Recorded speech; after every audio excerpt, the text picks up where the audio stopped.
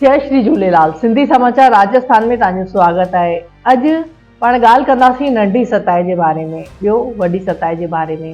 जीअं कि नंढी सताए पाण हींअर घणेई माण्हुनि घणेई घरनि में, सभु घरनि में न छॾे ॾिनी आहे।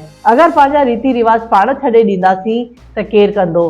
छो न पंहिंजे रीति रिवाजनि खे पाण करूं ऐं पंहिंजी अचण वारी पीढ़ी बि करे। त नंढी सताए ते पाण छा कंदा आहियूं? इन ॾींहुं पाण मिठा लोला ठाहींदा आहियूं, पचाईंदा बि आहियूं ऐं तरंदा बि आहियूं। इन ॾींहुं पाण पंहिंजी चुल्ह खे ठारंदा आहियूं, छोला ऐं साई दाल बि पुसाए रखंदा आहियूं ऐं पाण इन जी पूजा सुबुह जो थाल में ऐं नंढियूं अखिड़ियूं ठाहींदा आहियूं, जेके पंहिंजी अखियुनि ते पाण घर जे वॾनि खे नंढनि खे सभिनि खे लॻाए करे उहो थाल में रखी करे उन जी पूजा कंदा आहियूं। नंढी सताए जी इन नमूने पाण पूजा करे रहिया आहियूं।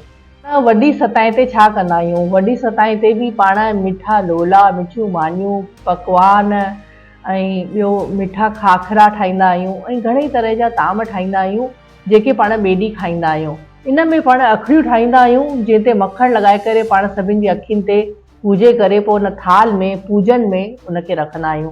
ऐं राति जे वक़्तु पाण चणा ऐं साई दाल पुसाए रखंदा आहियूं ऐं कचो खीर पूजा जे वक़्तु उन कचे खीर खे थाल में ऐं हिकु पाण वटि चांदी जी अखड़ी हूंदी आहे सभिनि वटि, ऐं कई घरनि में न बि हूंदी आहे, त घर जो को बि वॾो गह हार माला सोने जी विझी करे उन सां बि पाण उन में पूजा कंदा आहियूं। सताए में जंहिंजे घर में पुट हूंदा आहिनि त पाण ॿेड़ी ठाहींदा आहियूं, ओतिरियूं, ऐं जंहिंजे घर में न्याणियूं हूंदियूं आहिनि त पाण गोल कटोरी जी शेप में अहिड़ियूं मानियूं ठाहींदा आहियूं। उहे पुट जूं हूंदियूं आहिनि ॿेड़ियूं ऐं ही पंहिंजी न्याणी ऐं धीअरुनि जूं हूंदियूं आहिनि। इहे बि पाण पूजा में रखंदा आहियूं। ॿियो पूजा में पाण जेॾीमहिल इन जी आखाणी इन प्रकार सां आहे। हिकु दफ़े 7 ॾेराणियूं हुयूं पाण में, त उन्हनि खे राति जो चुल्ह ठाहिणी हुई, त सभिनि चयो थोरी देरि खां पोइ पाण चुल्ह ठारंदासीं।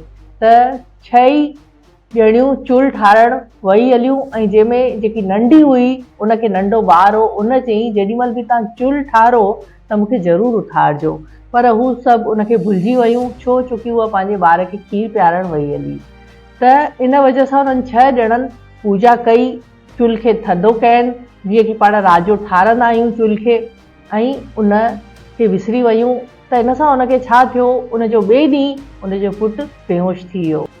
उनजो पुटु बेहोश थी वियो त उन चयईं चिंता न कर, पाण माता जो मंदिर हलूं था, पाण माता खे पूजूं था त पंहिंजो पुटु ठीकु थींदो। त उतां हू पूजा अर्चना ध्यानु करे आयूं ऐं पुट खे जीअं ई झंडो हयनि त उनजो पुटु ठीकु थी वियो।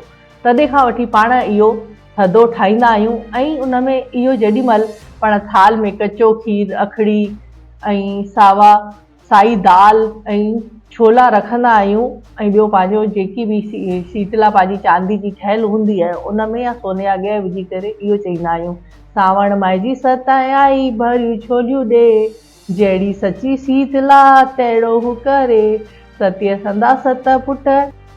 जे वक़्तु पाण पूजा कंदा आहियूं ते वक़्तु पाण इहो 7 दफ़ा चवंदा आहियूं। 4 दफ़ा पहिरीं चवंदा आहियूं, पोइ पाण आखाणी चवंदा आहियूं ऐं पोइ इहो 3 दफ़ा चई करे अखो पलो पाईंदा आहियूं। जीअं सावण माई जी सताए आई भरियूं छोलियूं ॾे, जहिड़ी सची शीतला तहिड़ो हू करे, सतीअ संदा 7 पुट, 7 खटी घर आया, हूं पार रे ओ सुवाया। सावण माई जी सताए आई इहो पाण 7 दफ़ा चवंदा आहियूं ऐं ठंडो लॻाईंदा आहियूं, पलव पाईंदा आहियूं। त तव्हां सभिनि खे गोगड़े जी, नंढी सताए जी, वॾी सताए जी, सभिनि जी लख लख करोड़ करोड़ वाधायूं हुजनि।